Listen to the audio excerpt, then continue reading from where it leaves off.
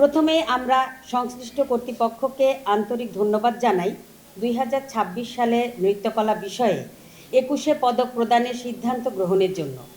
এটি বাংলাদেশের নৃত্যশিল্প ও নৃত্যশিল্পীদের জন্য একটি গুরুত্বপূর্ণ স্বীকৃতি এবং আমরা এই সম্মানকে অত্যন্ত মর্যাদার সঙ্গে গ্রহণ করি।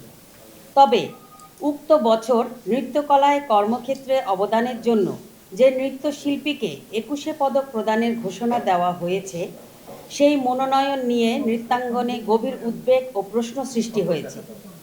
এই বাস্তবতার প্রেক্ষিতেই আজকের এই বিবৃতি।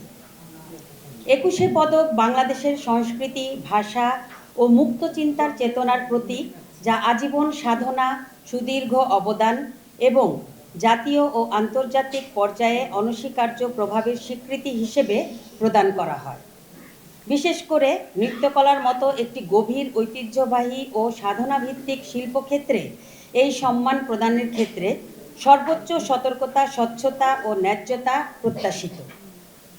আমরা গভীর উদ্বেগের সঙ্গে লক্ষ্য করছি যে 2026 সালে নৃত্যকলায় 21শে পদকের জন্য যে নামটি ঘোষিত হয়েছে তার অভিজ্ঞতার পরিসর, বাংলাদেশের নৃত্য চর্চা ও নৃত্য শিক্ষায় দীর্ঘমেয়াদী অবদান এই বিষয়গুলো নিয়ে নৃত্যাঙ্গনের একটি বড় অংশের মধ্যে প্রশ্ন ও সংশয় সৃষ্টি হয়েছে।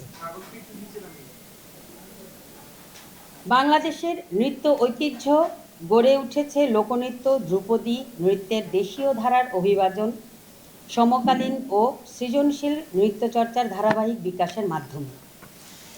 অথচ উক্ত শিল্পীর নৃত্য চর্চা ও শিক্ষাদানের মাধ্যমে বাংলাদেশের নৃত্যভূমিতে কী ধরনের মৌলিক, দীর্ঘস্থায়ী ও জাতীয়ভাবে প্রভাবশালী অবদান রাখা হয়েছে, যা 21শে পদকের মতো সর্বোচ্চ রাষ্ট্রীয় প্রদানের যোগ্যতা অর্জন করে তা নিয়ে আমাদের মধ্যে স্পষ্ট প্রশ্ন রয়েছে।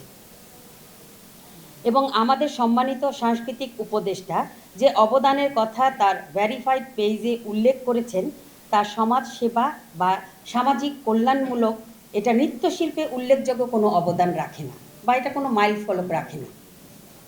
বাংলাদেশে এমন অসংখ্য সিনিয়র নৃত্যশিল্পী রয়েছেন যারা কয়েক দশক ধরে নৃত্য চর্চা, নৃত্য শিক্ষা, গবেষণা, মঞ্চায়ন, জাতীয় ও আন্তর্জাতিক পর্যায়ে দেশকে প্রতিনিধিত্ব করে আসছেন।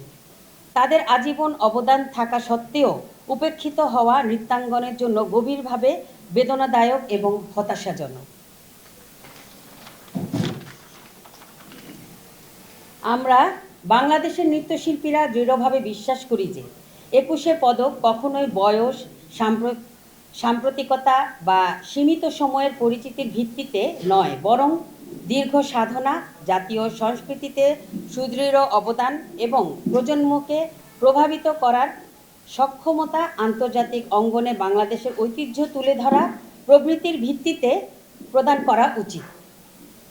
আমরা সংশ্লিষ্ট কর্তৃপক্ষের নিকট বিনীতভাবে আহ্বান জানাচ্ছি, 21শে পদক প্রদানের নীতিমালা অনুযায়ী 2026 সালে নৃত্যকলায় পদক প্রদান করা হয়েছে কিনা তা যাচাই করা। 2026 সালে নৃত্যকলায় 21শে পদকের মনোনয়ন প্রক্রিয়া পুনর্বিবেচনা করা, নৃত্যাঙ্গনের অভিজ্ঞ, প্রবীণ ও স্বীকৃত ব্যক্তিদের মতামত গ্রহণ করা, একটি স্বচ্ছ, ন্যায্য ও প্রাতিষ্ঠানিক মূল্যায়ন পদ্ধতি অনুসরণ করা। উল্লেখ্য যে এই বিবৃতি কোনো ব্যক্তি বিশেষকে আঘাত করার উদ্দেশ্যে নয়, বরং বাংলাদেশের নৃত্যশিল্পের মর্যাদা, ন্যায় বিচার ও ভবিষ্যৎ প্রজন্মের জন্য একটি সঠিক দৃষ্টান্ত স্থাপনের প্রয়াস মাত্র।